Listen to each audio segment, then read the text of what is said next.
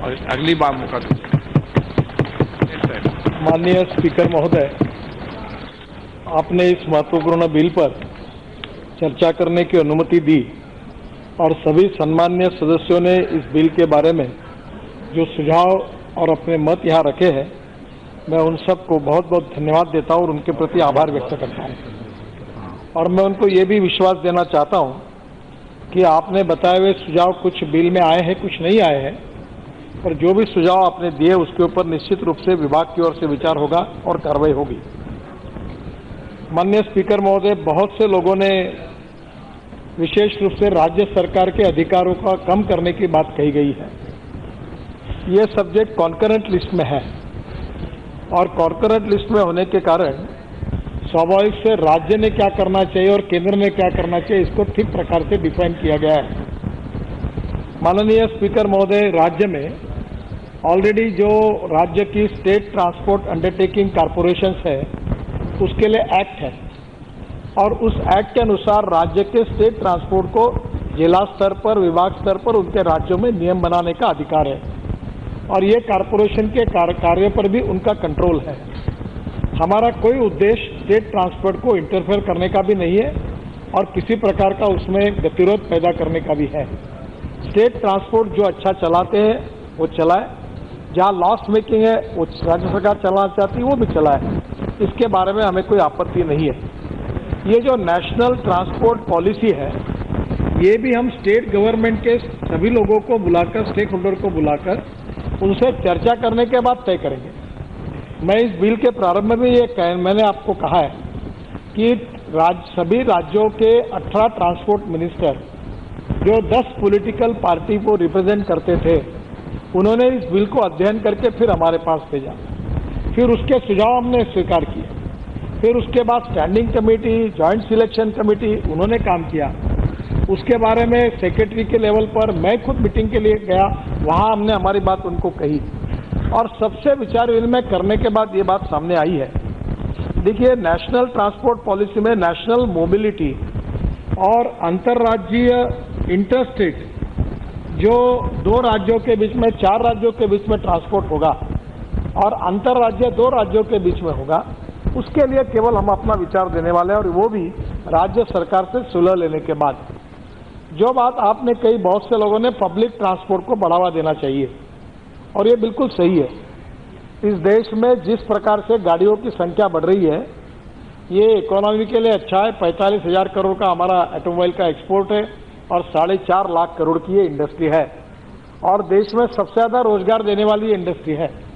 पर एक तरफ, दूसरी तरफ जो गाड़ियों की संख्या बढ़ रही है ये भी एक समस्या है और इसलिए एक व्यक्ति को अगर जाना है रेलवे स्टेशन तो 4 पहिए की गाड़ी में बैठकर वो जाता है और इसीलिए हमने ये निर्णय किया है कि इसके लिए उसको सस्ता हो, ताकि बहुत बार ये कहा जाता है कि आप धनवान लोगों के लिए कर रहे हैं, तो 2 व्हीलर को भी टैक्सी बनाया जाए और जो इलेक्ट्रिक का 2 व्हीलर है या बायोफ्यूल का 2 व्हीलर है उसको मीटर लगाकर एक आदमी को जाना है तो उसके साथ अपनी बैग लेकर बैठेगा और वो गांव से कहीं भी जा सकता है। और ये व्यवस्था जो है ये मुंबई, दिल्ली, बेंगलोर, चेन्नई के लिए नहीं है।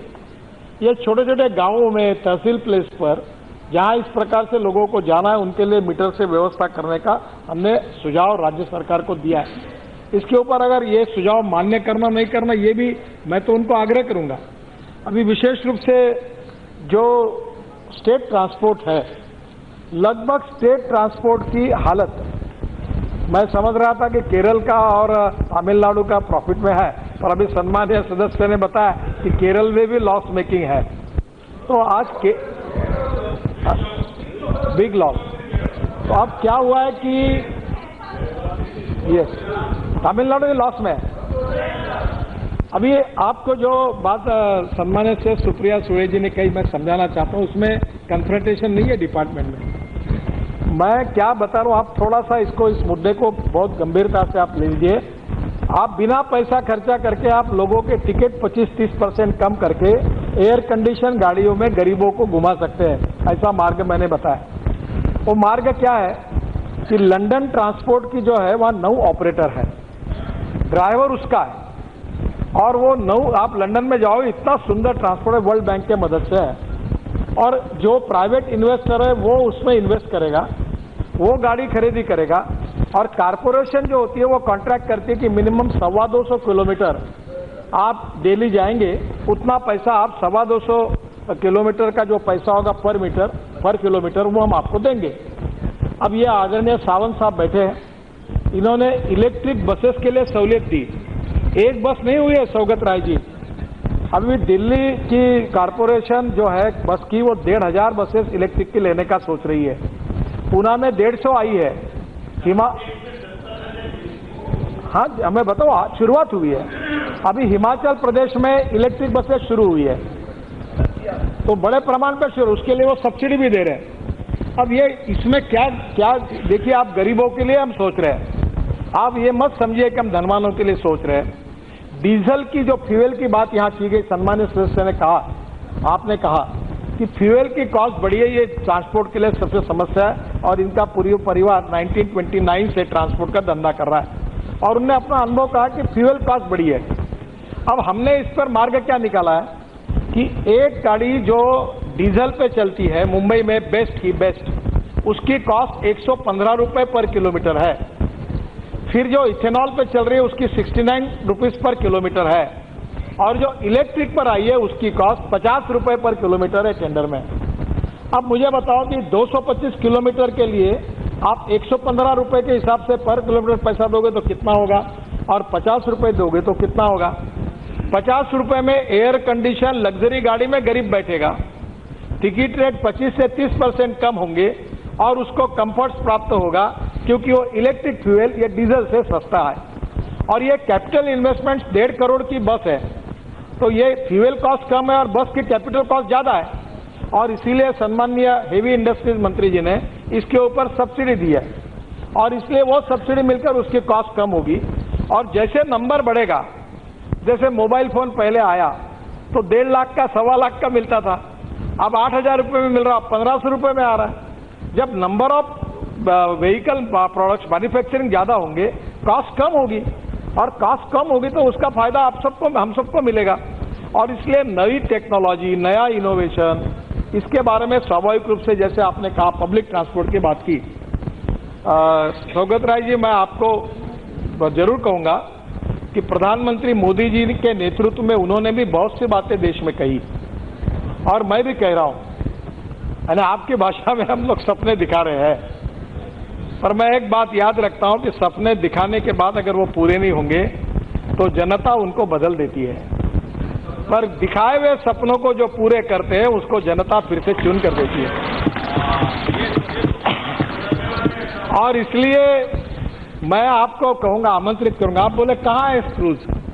मुंबई में आज 3 साल में 850 क्रूज आने वाले, क्रूज टर्मिनल बन रहा है, इंटरनेशनल डोमेस्टिक टर्मिनल बन रहा है, कलकत्ता में, हल्दिया में उसकी व्यवस्था कर रहे हैं। और ये आपको आज मैं आमंत्रित करूंगा कि आप मुंबई से गोवा क्रूज शुरू हुआ है, आंग्रिया करके, कोचीन में भी आता है, कोचीन में भी क्रूज जाता है, मैंगलोर में भी जाता है, इंटरनेशनल क्रूज आ रहे हैं। और आज आपको मैं बताना चाहूंगा कि मुंबई का एस्टीमेट है कि अभी डोमेस्टिक और इंटरनेशनल क्रूज बनने के बाद 850 क्रूज आएंगे, और एक एक क्रूज में 4-4 हजार लोग आएंगे। अब गंगा में जलमार्ग शुरू हुआ, आपको जरूर, आपने कहा है कि अभी इलाहाबाद से कलकत्ता तक आप बोट में बैठकर जा सकोगे, ऐसा रोड अभी जलमार्ग पूरा हुआ है। और अब यमुना में दिल्ली से मथुरा, मथुरा से आगरा, और आगरा से इटावा होकर इलाहाबाद तक का, ये भी 12,000 करोड़ का डीपीआर बनाकर वर्ल्ड बैंक को दिया गया है। अगर ये हो जाएगा तो आप दिल्ली से बैठकर पानी में कलकत्ता तक जा सकते हो। आज इलाहाबाद से कलकत्ता, हल्दिया जलमार्ग का काम पूरा इसी सरकार ने किया है।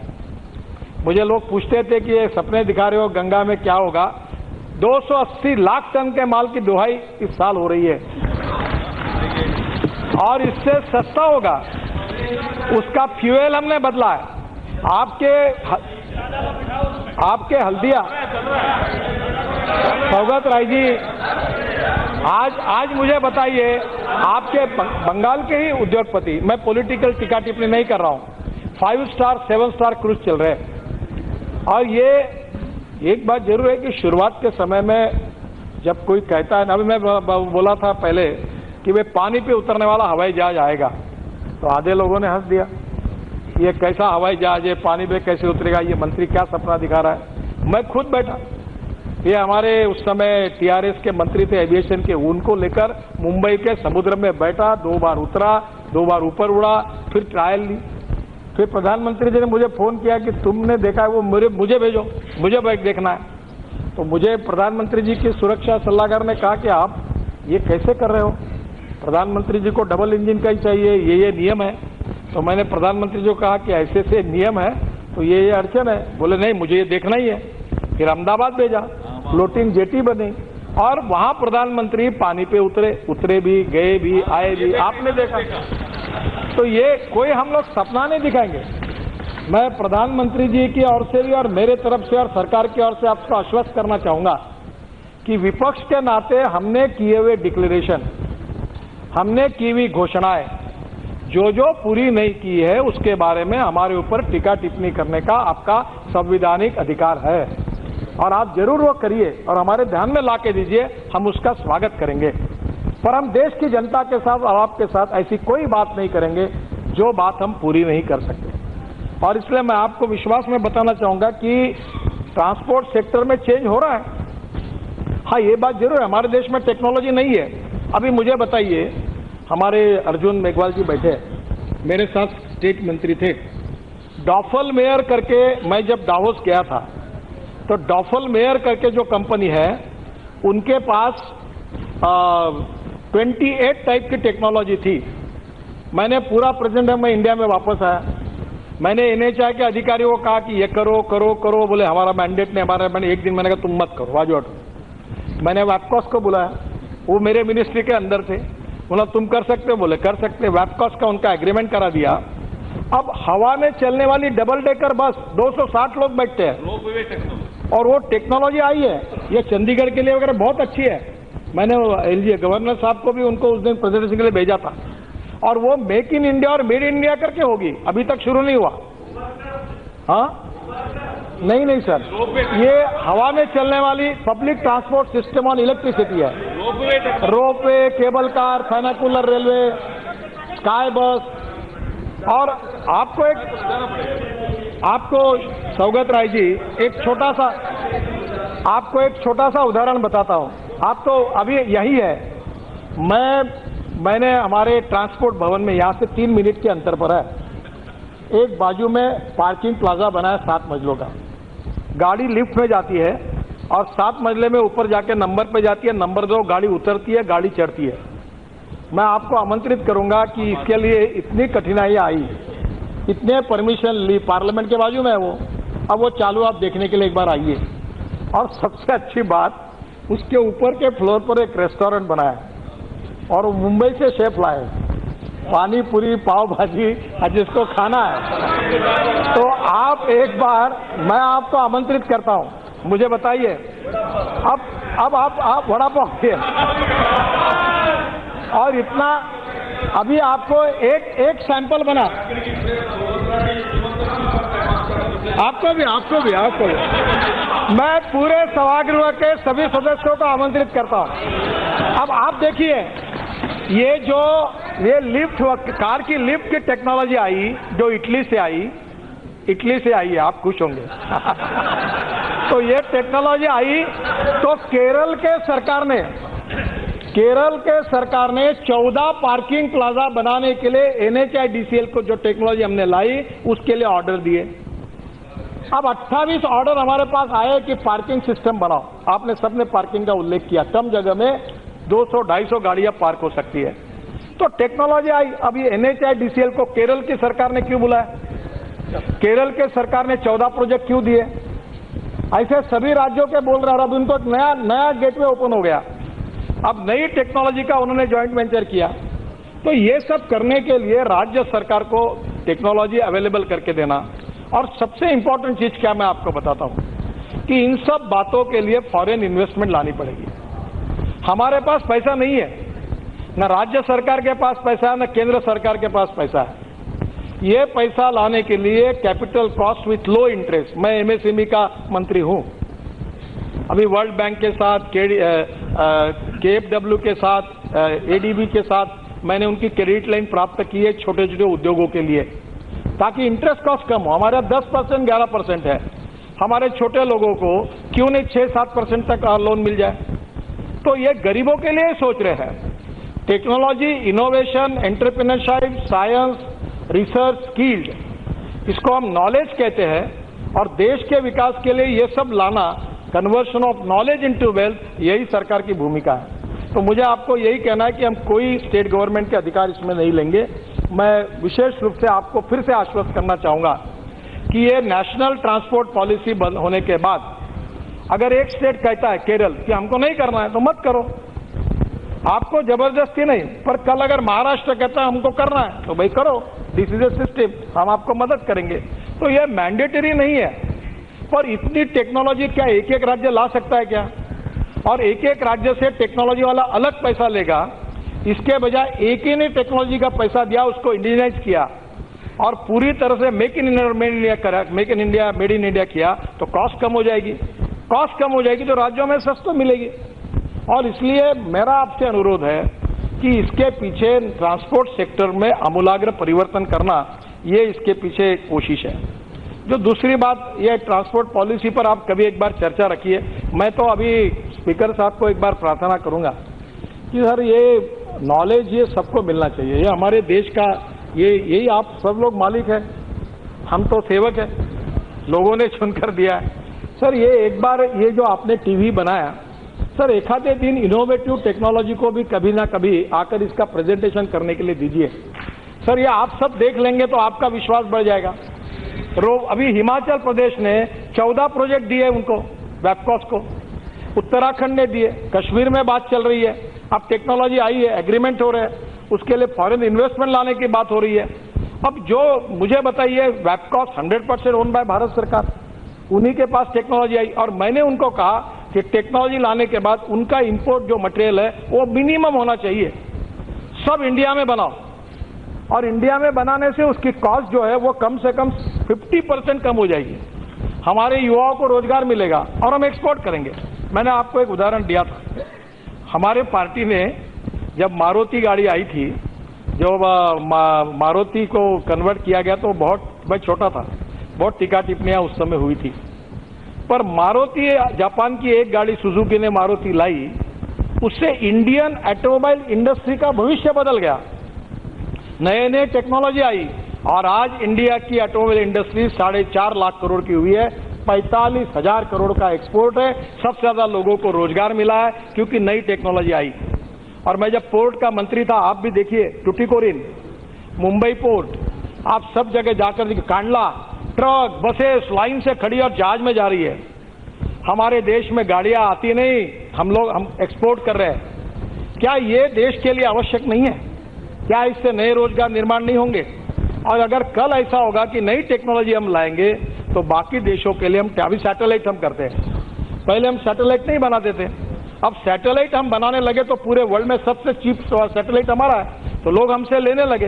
तो मेरा कहना, ये पॉलिसी नेशनल लेवल पर होगी, टेक्नोलॉजी आएगी, इन्वेस्टमेंट आएगी लो कॉस्ट कैपिटल कास्ट की, और इसके साथ इसके ऊपर अगर कोई अभी ये एक राज्य है जहाँ टप में बैठकर लोग चलते हैं, वो बोलेंगे नहीं हमको नया कुछ लेना नहीं, पब्लिक ट्रांसपोर्ट इलेक्ट्रिक वाली नहीं होना, धुआं छोड़ने वाली डीजल की गाड़ियां चलेगी, हमको टिकट रेट कम नहीं करना है, हमारे लोग टप पर ही बैठेंगे और खुली हवा का ऑक्सीजन लेंगे। आप हमें कुछ मत कहिए, हम कहेंगे भाई तुम्हारा चलने दो, हमें कोई आपत्ति नहीं, रविशंकर प्रसाद जी बराबर है मैं। अगर आप नया चाहते पटना में तो देंगे, नहीं चाहते तो जो चलना है वो चलने दो, हम जबरदस्ती नहीं करेंगे। तो ये नेशनल ट्रांसपोर्ट पॉलिसी जो है ये बिल्कुल किसी में हस्तक्षेप नहीं करेगी। अब ये डीलर वाली बात आप लिखिए, देखिए नियम क्या है कि अगर नई गाड़ी आप खरीदती है तो डीलर के यहाँ से ट्रक में स्कूटर को रखकर आरटीओ ऑफिस में ले जाना, फिर वो आके देखेगा कि ये गाड़ी ठीक है कि नहीं है। अब मेरे समझ में आज तक नहीं आया कि नई गाड़ी खरीदने के बाद आरटीओ उसमें क्या चेकिंग करेगा, ना मशीनें ना कुछ, देखता है आंखों से केवल। तो वो गाड़ी ट्रक में डाल के वहां ले जाना, और ले जाने के बाद वो रजिस्ट्रेशन करके नंबर देगा और गाड़ी वापस फिर डीलर के पास आएगी और फिर गाड़ी कंज्यूमर को मिलती है। अब सच्चाई क्या मैं आपको बताता हूँ, आप में से तमिलनाडु में भी ऐसी स्थिति है। अगर मैं गलत होगा तो मुझे बताओ। क्या आपके डीलर आप खरीदते वो गाड़ी ट्रक में रखकर आरटीओ ऑफिस में ले जाते हैं क्या? पूरे देश में नहीं ले जाते। और इसके कारण क्या हुआ कि वो डीलर को न ले जाने के कारण वो नियम भंग करता है, उसके लिए उसको चार्ज देना पड़ता है डीलर को, तभी आरटीओ ठप्पा मारता है। क्या ये पद्धति बंद नहीं होनी चाहिए?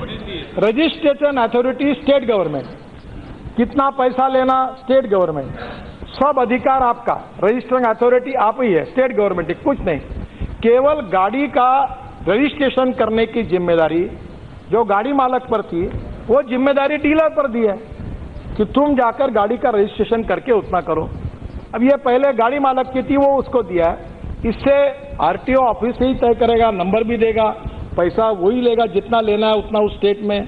कोई मुझे बताइए इसमें कौन से राज्य का रेवेन्यू लॉस है? अगर आप कहेंगे कि इस पर इतना % टैक्स लगाओ, ये कीमत है, इतना टैक्स लगेगा, वो आपके अकाउंट में ऑनलाइन सिस्टम से जमा हो जाएगा। अब मुझे बताइए कि आपका पैसा लेने का अधिकार आपका, कितना टैक्स लगाने का है, अकाउंट में जमा होगा आपके उसी समय, ट्रांसफर भी नहीं कोई आपके अकाउंट में जमा होगा। नंबर देने का अधिकार राज्य का। अब मुझे बताइए कि ये सिस्टम में केवल ये गाड़ी लेकर जो बीच में चल रहा है, इसको केवल स्टॉप किया है। इसमें हमने कौन सा अधिकार लिया है और कौन सा भारत सरकार को रेवेन्यू मिल रहा है? और 18 ट्रांसपोर्ट मंत्रियों ने और 10 पार्टियों के लोगों ने जब इस सब बातों को स्वीकार किया तब दिया। मेरा आपसे अनुरोध है कि इसमें आप जरूर सहयोग करिए।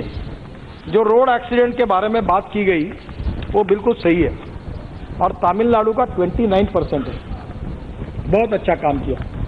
और तमिलनाडु ने जो वहाँ के पुलिस अधिकारी डीजी ने जो किया, एसपी के ऊपर जो नियम जिसका उल्लेख किया गया, उन सब बातों का अनुकरण देश में करना चाहिए। और मैंने तो ये कहा कि जो मैं नहीं कर सका वो उन्होंने करके दिखाया, इससे ज़्यादा क्या कॉम्प्लीमेंट्स हो सकता है? और मैं उनका अनुकरण करना चाहता हूँ। देखो, अगर एखादा स्टेट अच्छा हो, कोई भी पार्टी की सरकार हो, उन्होंने कोई अच्छी बात की होगी तो वो बात हम स्वीकार करें, और वही किया। आपने पूछा कि ये एक्सीडेंटल स्पॉट का क्या हुआ एनएचआई का। देखिए, देश में 40% एक्सीडेंट एनएचआई पर हो रहे हैं। अब एनएचआई के 40,000 किलोमीटर नए रोड हमने बनाए, और अभी फिर से काम चालू है। मुझे लगता है 96,000 एनएचआई की रोड लिंक थी, अब 1,40,000 किलोमीटर तक लगभग हम पहुंचे हैं, जो 31 किलोमीटर पर डे के हिसाब से रोड कंस्ट्रक्शन है। पर आप एक बात बिल्कुल सही जो आपने प्रतापराव जाधव साहब ने कही कि ये इंडिपेंडेंट इंजीनियर और ये जो अथॉरिटी इंजीनियर है, अच्छा हुआ आपने कहा। अब मैं तो डिपार्टमेंट को बहुत बार कहता था, पर आज मैं यहाँ कमिट करूंगा ताकि हमारे सेक्रेटरी गैलरी में बैठे उनको लिखकर इसका ऑर्डर निकालना पड़ेगा। पहली बात, ये इंडिपेंडेंट इंजीनियर यानी 70 साल का टोपी पहना हुआ कोई व्यक्ति आता है, वो कितने बड़े रोड पर कहा जाता है रिटायर्ड आदमी, मुझे ही मालूम नहीं। ये प्रथा बहुत गलत है। मैं आज घोषणा करता हूं कि इंडिपेंडेंट अथॉरिटी इंजीनियर की जो प्रथा वो बंद करेंगे, और प्रोजेक्ट मैनेजमेंट कंसल्टेंसी जो 200-400-500 कंपनियों को जिम्मेदारी देंगे, जिनमें सॉइल स्टेबिलाइज करने वाला तो उसका भी एक्सपर्ट होगा, स्ट्रक्चरल इंजीनियरिंग का भी एक्सपर्ट उस कंपनी में होगा, ट्रैफिक का बारे में, रोड एक्सीडेंट के बारे में जानने वाला भी होगा, और उस कंपनी को उतना ही चार्ज मिलेगा और वो पूरा रोड चेकिंग करेगा, ताकि इसके बाद दिक्कतें नहीं आएगी। जो आपने ब्लैक स्पॉट्स का कहा था, उसमें टोटल 789 ब्लैक स्पॉट एनएचआई पर फर्स्ट फेज में आइडेंटिफाई हुए थे। उसमें से 650 black spots on national highway थे, और उसमें से 362 ऑलरेडी रेक्टिफाई हुए हैं। 230 जो है वो उसके काम अवार्ड हो गए और प्रोग्रेस में है, और 44 जो है 41 वो बीडिंग स्टेज पर है, और 17 स्पॉट लेने के बाकी है।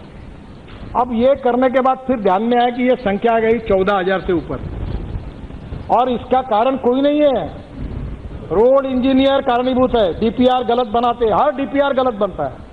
ये बैठे कॉन्ट्रैक्टर है आंध्र तेलंगाना के मैक्सिमम मेंबर ऑफ पार्लियामेंट, तो मेरी बात को समझ लेंगे। ये सब डीपीआर बनाने वाले जो है वो जिम्मेदार है, और इसलिए अभी हमने 14,000 करोड़ की प्रोविजन की। और उस दिन जब मैंने प्रेजेंट किया तब मैंने आपको बताया था, अभी देश में 14,000 ब्लैक स्पॉट आइडेंटिफाई किए। उसमें केवल नेशनल हाईवे के नहीं है, स्टेट हाईवे के हैं, डिस्ट्रिक्ट रोड के हैं, म्यूनिसिपल रोड के हैं, और सभी स्पॉट को आइडेंटिफाई करके हमने वर्ल्ड बैंक एडीबी को ये प्रपोजल दिया, हमारे फाइनेंस मिनिस्टर ने रिकमेंड किया, 7,000 करोड़ एडीबी ने अप्रूवल कर दिया, प्रिंसिपली पत्र दे दिया, और 7,000 करोड़ वर्ल्ड बैंक से भी चर्चा उन्होंने भी दिया। ये 14,000 करोड़ रुपए हम खर्चा करके, क्योंकि आप लोगों ने, बहुत लोगों ने कहा कि आपके पास 380 करोड़ का फंड है और ये काम कैसे होगा। तो एक तो मिनिस्ट्री का फंड है, ये एनएचआई ने काम किया, जो मैंने आपको बताया 789 स्पॉट का, वो अलग है। और ये अब स्टेट से लेकर शहर के लेकर ये जो वर्ल्ड बैंक और एडीबी का लोन है, उससे 14,000 करोड़ लाकर ये काम की शुरुआत कर रहे हैं, ताकि इस देश में एक्सीडेंट में लोगों की मृत्यु ना हो। और सबसे दुखद बात कोई है तो 18 से 35 वयोगट के जवान लड़के और लड़कियां 65% इसमें मर रहे हैं। ये देश की जनरेशन, भविष्य की जनरेशन है, और इसीलिए इन सब बातों को संवेदनशीलता के साथ, आपके सहयोग के साथ आगे लेकर जाना है। जहां तक आपने बाकी जो बातें बताई हुई है, उसमें स्क्रैपिंग पॉलिसी के बारे में भी हम लोग आगे जा रहे हैं। इसके साथ साथ इस बिल पर विशेष रूप से रोड सेफ्टी के बारे में आपने सबने विचार रखे, और इसमें सुधार करने के लिए जितने आपने सुझाव दिए, मैं सबका उल्लेख इसमें नहीं करता हूं, क्योंकि मैंने सब नोटिंग किया हुआ है। ड्राइविंग ट्रेनिंग स्कूल के बारे में मैं आपसे अनुरोध करता हूं। अभी एक बात ये भी है कि 8वीं पास को आपने क्या तो एजुकेशन क्यों नहीं इनकरेज कर रहे हैं। मेरे सामने समस्या ये आई बहन जी कि जो 8वीं पास नहीं थे, उन ट्रक ड्राइवर का लाइसेंस ही रिन्यू नहीं हो रहा, और ऐसे लाखों लोग बेरोजगार हो गए। तो हरियाणा के मुख्यमंत्री मेरे पास आए और उन्होंने कहा कि ये तो आपने बेरोजगार कर दिया, आपने कंडीशन डाल दी। और तो मैंने कहा ठीक है, ये हम लोग एग्जाम करेंगे। हमने इसको एग्जाम किया, ऑर्डर भी अभी लॉ से लेकर निकला। अब मैं आपको बताना चाहता हूं कि हम जो ड्राइविंग ट्रेनिंग इंस्टीट्यूट खोल रहे हैं, उसमें फिटनेस सर्टिफिकेट देने का भी अधिकार उनको देने की बात कर रहे हैं, और ड्राइविंग ट्रेनिंग होगा, वीडियो कैमरे में कंप्यूटर परीक्षा लेगा, और उसमें किसी की सिफारिश नहीं चलेगी। कंप्यूटर येस और नो कहेगा, अगर हरा लाइट लगता है तो पास हुआ, लाल लाइट अगर लगा, अगर मैं भी चलाऊंगा और लगा तो मुझे लाइसेंस नहीं मिल सकता। सिस्टम पूरी तरह कंप्यूटराइज है और वीडियो के साथ, कैमरे के साथ जुड़ी हुई है। अब मुझे बताइए कि हम ट्रेनिंग स्कूल में जब उसको लाएंगे, 22 लाख ड्राइवर की कमी है, तो नॉन मैट्रिक भी होगा तो उसको सिखाएंगे ना जी हम, मैनर्स, एटिकेट, बोर्ड कैसे पढ़ना, ड्राइविंग के लिए क्या क्या चिंता करना, ये भी कर रहे हैं। अब सब बहुत से लोगों ने कहा कि दारू पीकर ड्राइविंग करते हैं। एक अल्कोहल लॉक का प्रेजेंटेशन मुझे हुआ, आपके सुझाव पर मैं वो रिकमेंड करूंगा, अगर कोई दारू पीकर स्टीयरिंग व्हील पर बैठता है तो गाड़ी चालू नहीं होगी, वो जो वो उसमें जाएगा तो इंजन चालू नहीं होगा। ये नए नए रिसर्च हुए, नए नए इनोवेशंस आए हैं, और मुझे लगता है कि ये सब करने से हम लोग मरने वाले लोगों की संख्या कम कर सकते हैं। और इसलिए ड्राइविंग ट्रेनिंग इंस्टीट्यूट, जो मुझे आपसे कहना है कि जो बड़े शहर है, मुंबई, कलकत्ता, चेन्नई, बेंगलोर, ये छोड़ दो, पर जो बैकवर्ड एरिया है, ट्राइबल एरिया है, रूरल एरिया है, एग्रीकल्चर एरिया है, सर ये मैं देख चुका हूं, ये स्मेल से बंद होता है वो, उसके ऊपर भी कार्रवाई के प्रावधान है। और इसलिए आने वाले समय में, जैसे अभी आप बेल्ट लगाते हो, एक नया आया कि जो बेल्ट नहीं लगाएगा तुरंत सायरन बजेगा, 120 किलोमीटर के बाद सायरन बजेगा, ज्यादा ओवर स्पीड हो रही तो। बाद में बेल्ट नहीं लगाया तो पुलिस के हेडक्वार्टर में गाड़ी का नंबर, ड्राइवर का नाम से कंप्लेंट हो जाएगी, फलाना ड्राइवर इस समय बेल्ट नहीं पहना है उसने, तो उसके ऊपर कार्रवाई हो जाएगी। तो ये नई टेक्नोलॉजी, नया इनोवेशन जो आएगा, ये निश्चित रूप से हमारे ट्रांसपोर्ट सेक्टर में सुधार करेगा।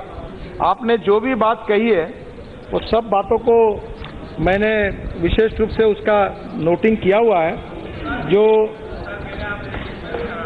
कर लेंगे बात, ये जो एक्सीडेंट होता है वो ड्राइवर जमानत गाड़ी खड़ी करना जमानत हो जाती है सर, उसके लिए भी तो कुछ प्रावधान करें। वो सीआरपीसी में जाता है, क्रिमिनल प्रोसीजर कोड में जाता है, वो मेरे डिपार्टमेंट के अधिकार में नहीं है।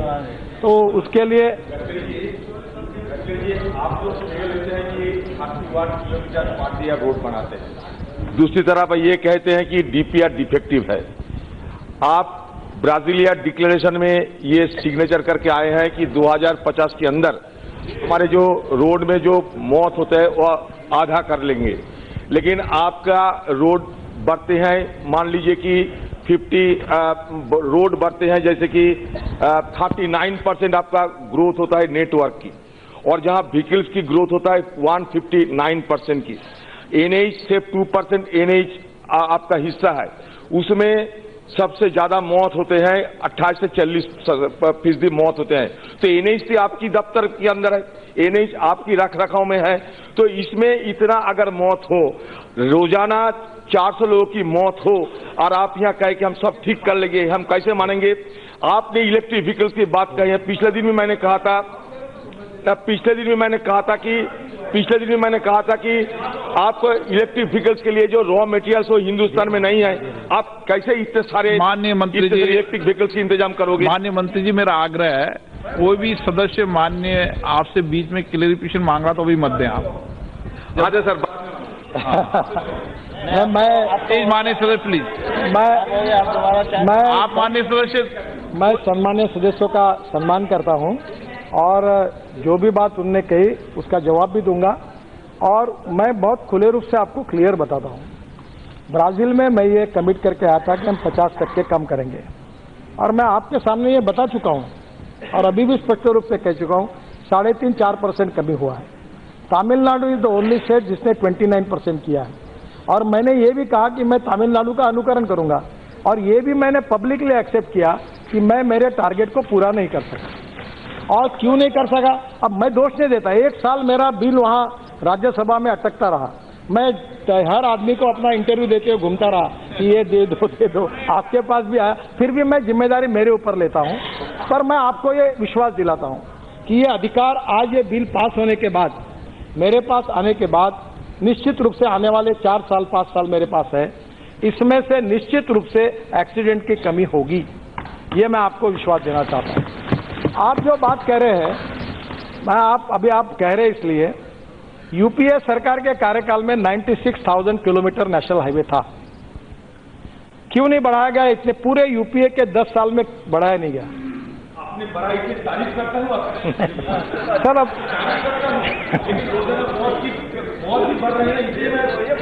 सर ये बात सच है स्पीकर महोदय, देश में 52 लाख किलोमीटर की रोड लेंथ है, 52 लाख किलोमीटर के देश में रोड है, उसमें से नेशनल हाईवे 96,000 किलोमीटर यानी 2%, और उसमें देश का 40% ट्रैफिक 2% रोड पे चलता है।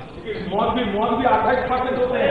सर बता रहा हूं सर, इसीलिए अभी नेशनल हाईवे को 1,47,000 किलोमीटर तक लेके गए और 40,000 किलोमीटर नया कंस्ट्रक्शन पूरा किया, और इसके आने वाले समय में हमारे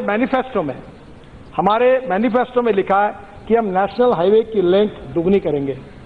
और इसलिए मैं आपको बताऊं, अब ये भारतमाला क्या है, ये अभी सम्मानीय सदस्य बोल रहे थे, ये राजस्थान की बॉर्डर है जहां पाकिस्तान से लगी हुई, वहां कोई रोड का पता नहीं, वहां हम पूरे रोड बना रहे हैं। 17 जगह ऐसी देश में है कि रोड कम एयर स्ट्रिप होगी, और ये सब रिवोल्यूशन हो रहा है, इसमें कुछ बन भी गए, ये हवाई जहाज भी उतर सकेगा वहां, क्योंकि 200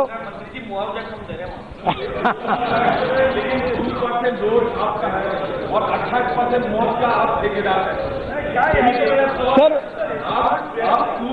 सर मैं और 28% मौत का मालिक है। पहली बात तो ऐसी है कि मैंने इस बात को स्वीकार किया है कि नेशनल हाईवे के इंजीनियर्स ने जो डिजाइन बनाए हैं वो फॉल्ट है, केवल ड्राइवरों का दोष नहीं है। जो 786 ब्लैक स्पॉट्स निकाले गए, ये सुधारने का कार्य हमने किया है, और अभी हमने जो ब्लैक स्पॉट्स के लिए 14,000 करोड़ लाए, उसमें केवल हमारे डिफेक्टिव ऐसा नहीं है, स्टेट के भी है, डिस्ट्रिक्ट रोड के भी है, और म्यूनिसिपल कॉर्पोरेशन के भी है। मैं इसको किसी को दोष नहीं देता, और आप अगर कहेंगे तो मैं तो मॉरली जिम्मेदार हूं। आप जो कह रहे कि ये बात को रोकना मेरा काम है, और इसलिए मैं आपको बताता हूं कि अगले 5 साल में जिस प्रकार के सुधार हो रहे हैं, जिस प्रकार के ब्लैक स्पॉट इंप्रूव हो रहे हैं, 22 तो ग्रीन हाईवे बन रहे हैं, डाइवर्सिफिकेशन हुआ ट्रैफिक का। अभी दिल्ली मुंबई नया रोड बन रहा है, ग्रीन है, ऐसे 22 एक्सप्रेस हाईवे बन रहे हैं। ये सब बन जाएंगे तो ट्रैफिक का डाइवर्सिफिकेशन होगा। जो आपने कहा कि गाड़ियों की संख्या बढ़ी है, वो ट्रैफिक निश्चित रूप से, अभी दिल्ली में दिल्ली का उदाहरण लीजिए। दिल्ली में पंजाब, हरियाणा, उत्तराखंड, हिमाचल, कश्मीर, हर गाड़ी उत्तर प्रदेश और राजस्थान जाने के लिए दिल्ली के बीच में से जाती थी। आप मुझे बताइए, दिल्ली का रिंग रोड सुप्रीम कोर्ट में गया, राज्यों ने पैसे नहीं दिए, हमने पूरा रिंग रोड बनाया, दिल्ली का 29% पोल्यूशन कम हुआ और दिल्ली में 60,000 ट्रक रोज आना कम हुआ और दिल्ली के बाहर से बाहर ट्रैफिक जा रहा है। और मेरे डिपार्टमेंट की ओर से 50,000 करोड़ के काम दिल्ली में हो रहे। द्वारका एक्सप्रेस हाईवे 10,000 करोड़ का है। आपको बताइए, धौला कुआं का ट्रैफिक जाम था, उसका काम अभी पूरा हो रहा है। सब हमने आइडेंटिफाई किए, पर यह काम को थोड़ा बहुत समय लगेगा। और इसलिए मैं आपसे यही प्रार्थना करूंगा कि नई टेक्नोलॉजी को लाना, ट्रांसपोर्ट के हमारे सिस्टम को कंप्यूटराइज करना, ई गवर्नेंस के साथ जोड़ना, रेड टेपिज्म और करप्शन को हटाना, ऑटोमोबाइल इंजीनियरिंग में नए नए इनोवेशंस को लाना, उसकी सुरक्षा की चिंता करना, रोड सेफ्टी के बारे में कड़क प्रावधान रखना ताकि उसका पालन हो। हेलमेट भी अभी हमने तय किया, आपने रखा कि कोई भी रास्ते पर हेलमेट बेच रहा है, उसके भी स्टैंडर्ड तय किए गए। अब light weight helmet but standard अच्छा, ऐसा भी लाने की कोशिश कर रहे हैं। तो हर चीज में नई टेक्नोलॉजी, नई इनोवेशन, नए रिसर्च के साथ ट्रांसपोर्ट सेक्टर में आमूलाग्र परिवर्तन हो। पब्लिक ट्रांसपोर्ट सिस्टम के सिवा पर्याय नहीं है और public transport system on electricity यही ऑप्शन है। उसके लिए मैंने कहा कि कितनी कितनी टेक्नोलॉजी आई। अब मैं आपको यही कहना चाहूंगा कि वी आर इन प्रोसेस। ये एक परिवर्तन की शुरुआत हुई है, पर परिवर्तन के जो बातें हम कह रहे हैं आज भले आपको सपने लगेंगे, पर यह शुरुआत है। और शुरुआत में भी ट्रैक रिकॉर्ड भी ऐसा नहीं है कि हमने कहा और किया नहीं है। 5 साल तो हम भी राज कर चुके हैं।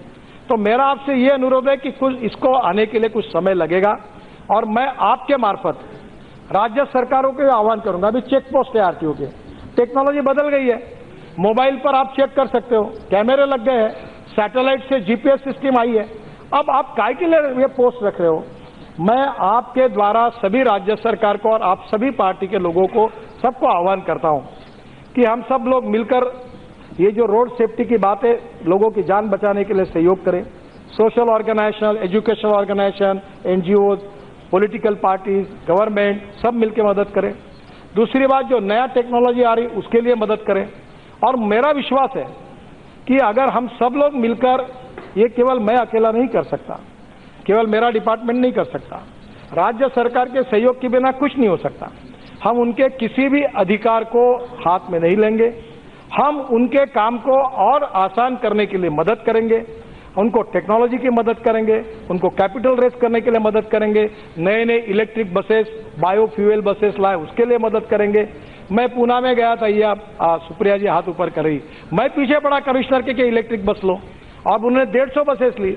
अब पूरे देश में ये आ रहा है, मैन्युफैक्चरिंग शुरू हो रहा है। और जब लिथियम आयन बैटरी की बात कर रहे हैं, कल मुझे ऐसे भी इंडियन साइंटिस्ट इतने होशियार है कि उन्होंने लिथियम आयन के भी अल्टरनेटिव ढूंढ लिए, अब अलग अलग प्रकार से उसका भी बहुत सस्ता कर दिया। तो मेरा एक ही आपको कहना है कि हमारे यहाँ टेक्नोलॉजी पर, रिसर्च पर हमारी बहुत बड़ी क्षमता है। रोज नई टेक्नोलॉजी आ रही है, हम दुनिया के आगे जा सकते, इतनी ताकत हमारे पास है। हम इस ट्रांसपोर्ट सेक्टर को पूरी तरह चेंज कर सकते हैं और आप सबके सहयोग से, राज्य सरकार के सहयोग से। और मैं आपको यही प्रार्थना करूंगा कि जो जो बातें आपने की मैंने सब लिख ली है, उसके लिए ज़्यादा समय नहीं, इसलिए मैंने ब्रॉड में जो मेन थे उसका जवाब दिया है। मैं आपसे अनुरोध करूंगा कि आप सब लोग इस बिल को सम्मत करिए और जो लोगों की जान बचाने का जो आप सब लोगों के साथ हमने जो एक निर्धार किया है उसको सहयोग करिए और इस सेक्टर को ट्रांसफॉर्म करने के लिए, 21वीं सदी का ट्रांसपोर्ट निर्माण करने के लिए आप मदद करिए।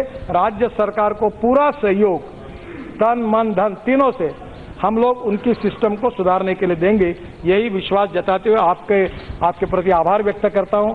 आपने जो सुझाव दिए उस पर गंभीरता से विचार करने का आश्वासन देते हुए मैं अपनी बात को समाप्त करता हूं। धन्यवाद। और बिल पास करिए, यही आपसे अनुरोध है। बहुत लोगों ने अमेंडमेंट दिए, मैं अनुरोध करूंगा कि अमेंडमेंट वापस लो और ये बिल पास करने के लिए